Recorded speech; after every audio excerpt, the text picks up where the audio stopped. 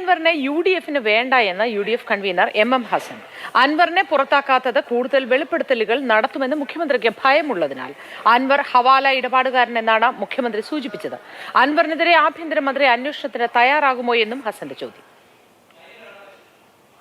ഞങ്ങൾക്ക് UDF ഒരു കാരണവശാലും PV അൻവറിനെ പോലെ ഒരാളെ ഞങ്ങൾക്ക് ആവശ്യമില്ല. ആരോപണങ്ങൾ തള്ളിക്കളയുക മാത്രമല്ല, ഇന്നലെ മുഖ്യമന്ത്രി ഗുരുതരമായ ഒരു പ്രത്യാരോപണം PV അൻവറിന്റെ പേരിൽ ഉന്നയിച്ചിരിക്കുക. കേരളത്തിലെ ആഭ്യന്തരമന്ത്രിയല്ലേ മുഖ്യമന്ത്രി? അദ്ദേഹം പറഞ്ഞ എന്താ? സ്വർണ്ണക്കള്ളക്കടത്തുകാരനെയും ഹവാല പണമിടപാടുകാരെയും അവരുടെ വക്താവായി സംസാരിക്കുന്ന അല്ലെങ്കിൽ പ്രവർത്തിക്കുന്ന ആളാണെന്ന് പരോക്ഷമായി മുഖ്യമന്ത്രി ഇന്നലെ പറഞ്ഞു വച്ചു. അടിസ്ഥാനപരമായ ഒരു ചോദ്യം ഞങ്ങൾക്ക് ചോദിക്കാനുണ്ട് മുഖ്യമന്ത്രിയോട്. ആഭ്യന്തരമന്ത്രിക്ക് കൃത്യമായ ഇൻഫർമേഷന്റെ അടിസ്ഥാനത്തിലാണല്ലോ അദ്ദേഹം ആരോപണം ഉന്നയിച്ചെങ്കിൽ ഈ പ്രത്യാരോപണം ഉന്നയിക്കുന്നത്. അതേക്കുറിച്ച് അന്വേഷിക്കണ്ടേ?